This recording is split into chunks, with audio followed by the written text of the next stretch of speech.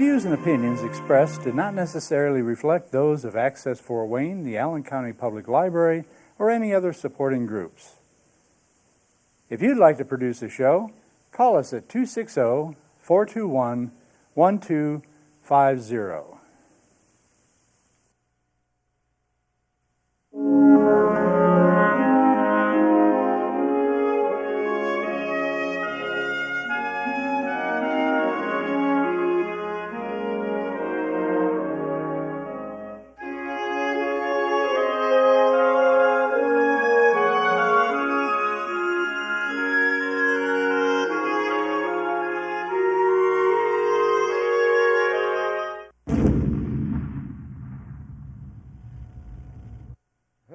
Welcome to the American Veteran. I'm Dale Parrish, your host. My co-host this evening is Lynn Shady. Also sitting in is Marty Weil. She was on a previous program with us. Our guest today is Bernard Havens. He's a World War II Coast Guard veteran. Coast Guard don't get much recognition, and I'm proud to have you on, Bernie. Thank you. How did you happen to join the Coast Guard? Well, I was raised on a farm out in southwest Iowa, and in March of 1945, I was 17. Had three uncles that had been in the Army, and they were all over Germany and all the way up through from Africa. And one of them was killed in the Battle of the Bulge, and I didn't want to get in the Army. I wanted to get in the Navy. The Navy wasn't taking any volunteers in 1945. They said they were full up. I found out that the Coast Guard had a base in Omaha, and I could enlist there. So I was going to be 18 in April, so my folks signed papers so that I could enlist. And we went to Manhattan Beach in Brooklyn for boot camp. And Manhattan Beach was just like, down about 2 miles from Coney Island on the coast there. And then there was a maritime base right next to that. And the Coast Guard, they had Jack Dempsey was in charge of the physical training for all the Coast Guard there. He was. Yes, and he had a wrestler that helped do some training. His name was Bibber McCoy. Some people might remember that name. And there was a runner who was named Peacock. His first name was something like Eunice Peacock, but I don't think he ever won an Olympic, but he could outrun one guy that did win the Olympics in 1936. So that was Jack Owens. But anyway, he had us running around the track, and we had to march and all that stuff. And so in boot camp, we also had wasps there. I mean, wasps. See, they're called spars. Sorry, yes. But Marty had something she wanted to tell about the spars. Do you want to bring that up right now? They were at Manhattan Beach also. The spars were the women that were in the Coast Guard, and they were the last to be recognized by Congress. First came the WACs and the waves, and then the spars. And I have met quite a few of the spars. And it's an interesting group of women because they had entirely different things to do. They were mostly clerical, I think. Right. They couldn't be on the ships or anything. No, they got their name SPAR from the Coast Guard motto was Semper Paratus, meaning always ready. So S-P-A-R, Semper Paratus, always ready. Oh. That's how they got the name of the spars. Yeah. And anyway, I was a pretty good typist, so I was a yeoman for the company. I mean, company yeoman did the typing and took notes for the leader of our company there. And anyway, the war with Germany, they gave up about in May, I think, in 1945. So then they said, well, we're going to start training you for the South Pacific. Then we're going to give you more judo and all this kind of training, so you might have a lot of hand-to-hand combat. And the Coast Guard did have DEs, destroyer escorts. They manned, plus PT boats. They were out in the South Pacific. They landed a lot of Marines on some of the islands down the South Pacific. So anyway, they thought they'd train us for the South Pacific. Well, then they dropped the bomb, and Japan gave up in about August. So they said, well, what are we going to do with you guys? You know, we were signed up for the duration of 6 months. So they decided we had to stick with a nail at the end of it. We'd pick up cigarette butts for about 3 weeks. You know, kept us pretty busy, you know. So then they decided to send us to school. So we had 3 choices, and I think my third choice was radio school, but that's the one I got. So they sent me with a bunch of guys to Groton, Connecticut, which was across from New London, Connecticut, where the Electric Boat Company was, and also the Coast Guard Academy is there. And so we got to see a lot of submarines come down the river, Connecticut River, into Long Island Sound, because Groton was right on the mouth of the river where it went into Long Island Sound. So we trained there for about 4 months, you know, on radios, and those days it was all radio tubes. There weren't any transistors. Yeah. But we learned some basic radio. So then they said, well, we're going to sign you somewhere. So we went to Boston to a place where they would give you a job, someplace to go. And they thought the Coast Guard had a couple of icebreakers. One was called the North Wind, and one was called the East Wind. So they were going to put me on the North Wind. And I got a big bag of foul weather gear, you know. The ship came in, it had ice all over the spars and up the mast. So it looked like a cold job. And so the morning I was supposed to go on board there. Well, they scratched my name off, and they said, you're not going to go on that. So later they sent me down to Woods Hole, to a Coast Guard base. It was Woods Hole on Cape Cod. It's close to Falmouth and Buzzards Bay and along in there. Martha's Vineyard was offshore there a ways. And the ocean, the National Ocean Geographic, I don't know what they call it, but there's an oceanic school there also in Woods Hole. But anyway, the Coast Guard manned light ships and lighthouses. And so they had all the way from the end of Cape Cod down to Block Island, which is off of Rhode Island. So they decided, well, since we knew a little bit of radio, well, I was supposed to be a radio man, electronics technician's mate. So anyway, we did lighthouses for about 2 weeks, and then we'd get to go on leave for 2 weeks. And then we got to go out on a light ship for 30 days. And the light ships had funny names, and there was one called the Pollock Rip. That was off of Martha's Vineyard, and it was inside of the land. It was about 12 miles out. You could still see the land, because on the curvature of the Earth, you can see about 12 miles to see land if you're only 12 miles out. So anyway, I spent 30 days on the Pollock Rip. Got seasick for a week, and you know, you get sick, you think you're going to die, and then you get so sick you wish you could die. Anyway, I finally got so I could keep some crackers down. Yeah. Then I found some oranges, and I could eat an orange. And finally, I got over the seasickness. Never got seasick again. But spent 30 days there. Come in, and we did 2 weeks on the lighthouses. Another 2 weeks leave. Then I went out to the Nantucket lightship. This was modeled Nantucket, which was 60 miles off of Nantucket Island out in the North Atlantic. And you know, that was in February of 1946. So it's pretty rough out there in the North Atlantic in the wintertime. Yeah. How big a ship is that now? It was about 140 feet. That's long. pretty small then for Not as very rough as big. it gets, isn't it? It was anchored and round bottom. It just sort of rode into swells, you know. But we'd have 45-foot waves. And those fishermen, some days when they could come out, you know, there'd be big waves.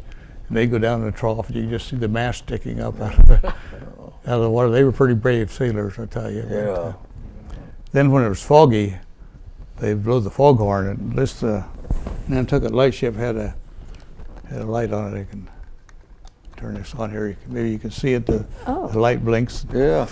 Call letters were Nan Nan Baker Nan, and I was taking care of the radio, and we'd call in the commissary what they wanted the tender to bring out for food, and you'd keep track of stuff. So you had to make a report every day into the main station. But anyway, on the Nantucket, it was pretty rough out there. We spent. You said it had a round bottom on it. Do you think they do that so it does? I think so, yeah. Yeah. And you know, it always headed into the wind. It just right around the anchors, ain't it? Yeah. So it always headed into the wind. But you know, it would sort of roll in the troughs. And, Yeah. some days it'd be so rough that they could only, they maybe make a big pan of chili, you know, they'd have the stove, the galley stove had a railing around it. Yeah. They'd tie that in the corner, you know. You could get a bowl of chili and then you'd slide down, instead of the table, you slide this way and you slide that way, try to eat that chili and drink coffee. That was about all we could do on the really rough days. You see somebody rushing to the rail, you don't get in their way, do you? No. And when you did get seasick, you know, they had diesel engine made the heat, and the generator kept the generators going for the lights and the foghorn. And if you get out and get fresh air, you felt better. But that diesel fumes didn't help a Oh, lot. geez. You know, it sort of made you sick. But I never got sick on the Nantucket. How many people were on the Nantucket? And We had where about- would they sleep? Well, they had the bunks like in Navy ships. They had the canvas things. You know, they had about 3 high, maybe 4 high.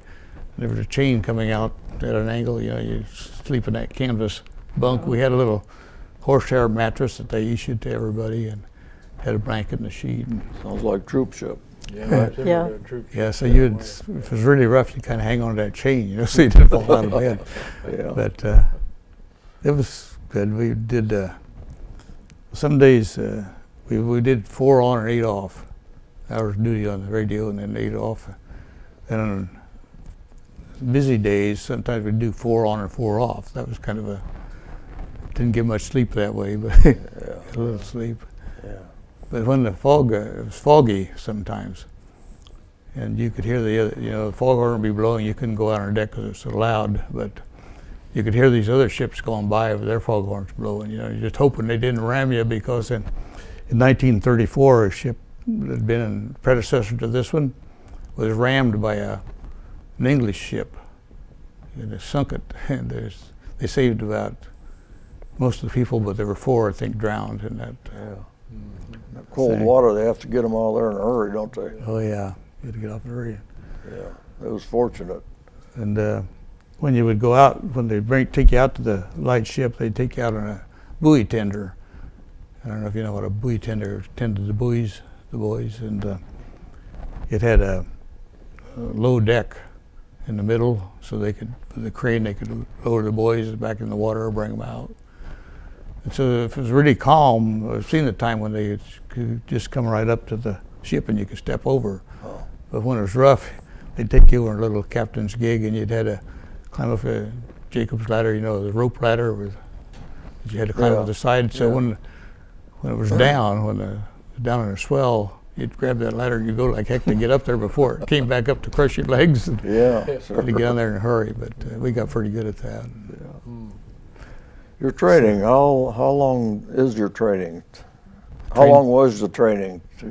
Training, well- your basic training. I went in there in March 1945 and got out in September. I went to radio school, so it would have been normally it would have been about 3 months, but the war got over, so they kind of kept us around longer. Is it about the same training as the Navy goes through? or- Yes, Is it? we had to learn to row, and we had sails we could put up on a dory, you know, and you go out in the bay there and learn to sail.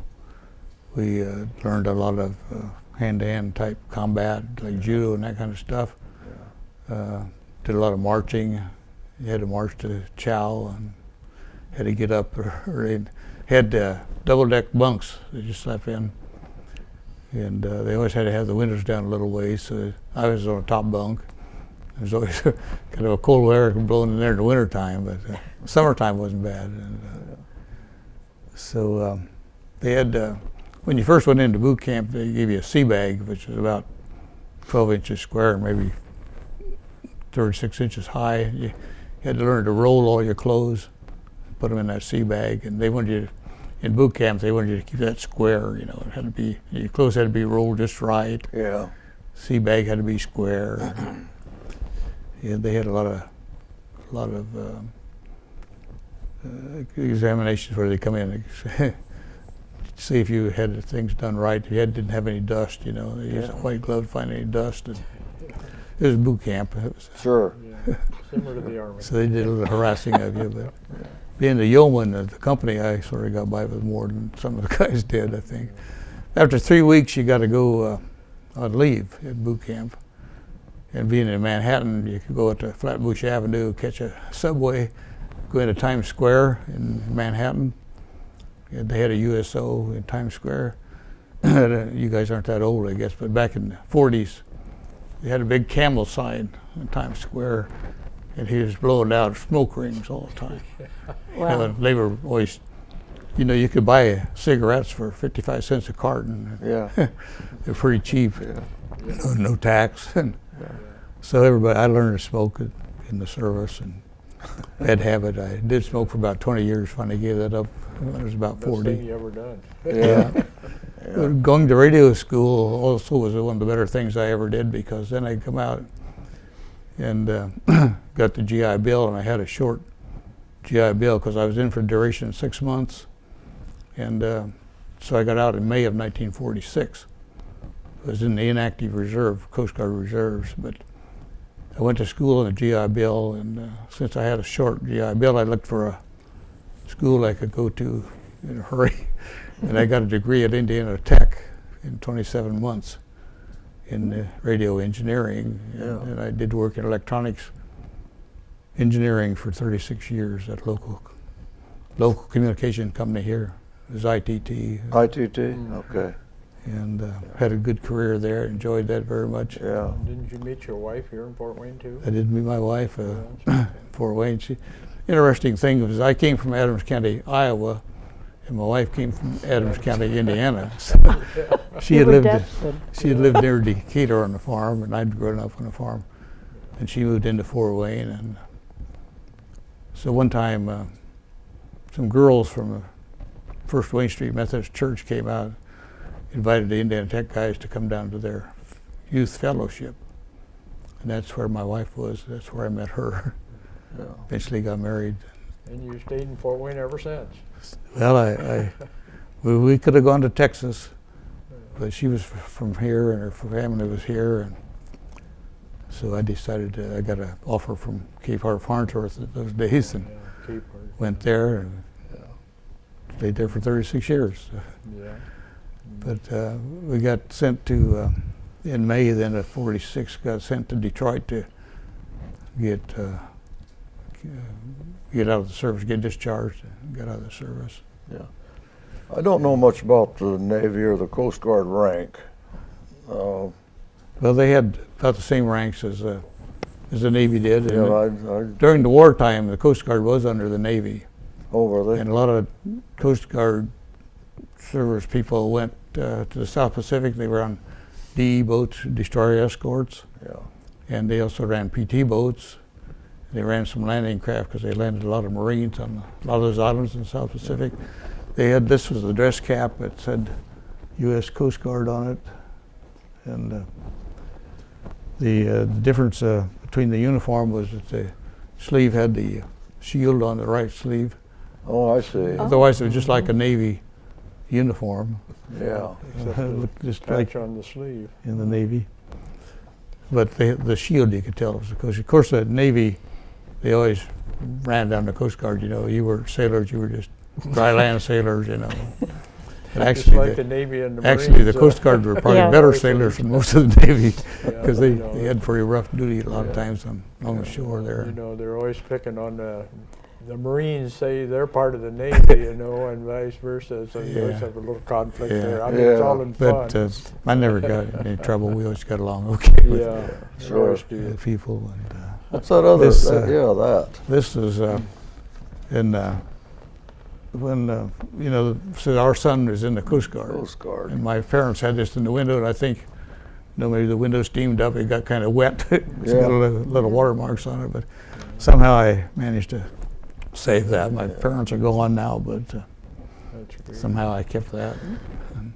I think, or do you think today's mission of the Coast Guard is much different than it was? Well, originally it started in 1790, and it was the official guard of the United States Treasury. And then when Prohibition days, they chased down a lot of runners. That was one of their jobs. Time of war, they're under the Navy, but today they're still guarding the shores. They're protecting the treasury. There's search and rescue jobs, life saving. They got the helicopters and they got the ships now, and they do chase down a lot of marijuana smuggling and drug smuggling. Well, aren't some of the Coast Guard over in Afghanistan and East Asia? Are they over there?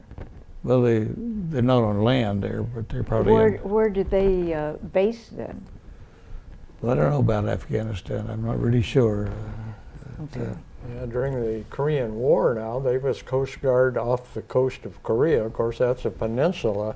Yeah. And they rescued a lot of downed pilots Okay. that didn't, Well, I know make they it were back to the they were all carriers over and the so forth. world.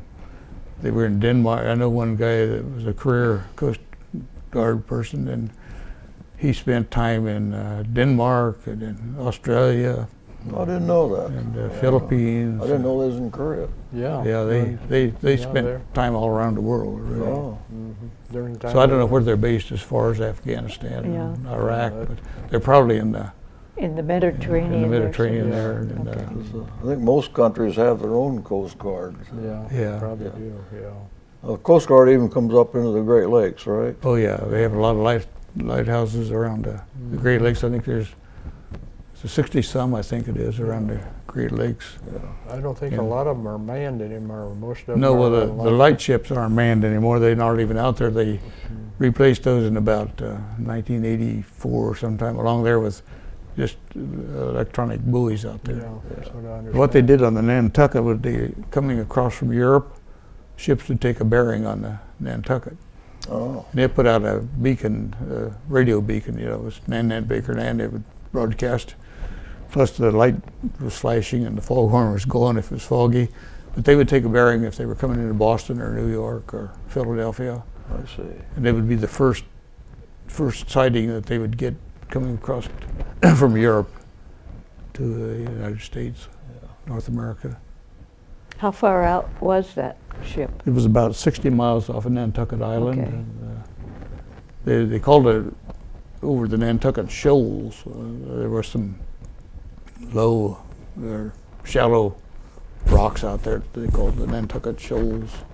But it was anchored off of that. There was about 30 fathoms of water where we were anchored. Do you ever go to any of the reunions at the Coast Guard? No, they didn't. They didn't have any. On the light ships, I don't think they had any reunions, but they did. After they decommissioned the Nantucket, it sat around and kind of got rusty, and some group bought it up in Boston. They took it up to Portland, Maine. They refurbished it, and they sailed it up and down as they'd give people rides on it in the summertime. Oh. And I always thought I ought to go out there and volunteer for the summer, but I never got to it. But we did get out and did get to go on it when it was anchored in Portland, Maine, one time, and got to show my wife what it was like on the light ship. Yeah, sure. Yeah, Well, part of the mission of the Coast Guard is to enforce the laws in the coastal area, well, everywhere. That goes for foreign countries also, don't it? I mean, a foreign ship comes in, they have to, oh yeah, they have to meet the yeah. Coast Guard requirements. And Do they board some of the foreign ships? well, if they suspect something, if they suspect that it's got drugs, they've aborted it. Yeah. Yeah. I don't think there's enough of them. Well, they're Nothing. undermanned really now. They're what? They're undermanned. They Yeah, don't have oh, enough Yeah. people, enough facilities, enough Yeah. ships, enough aircraft. It scares me what could be brought in on the ships anymore. Yes, You never know. Yeah. Weapon. there's all kinds of things that get in we probably don't know about. Right. Maybe it's best we don't. Yeah, we'd probably be pretty worried if we really knew what all was coming in.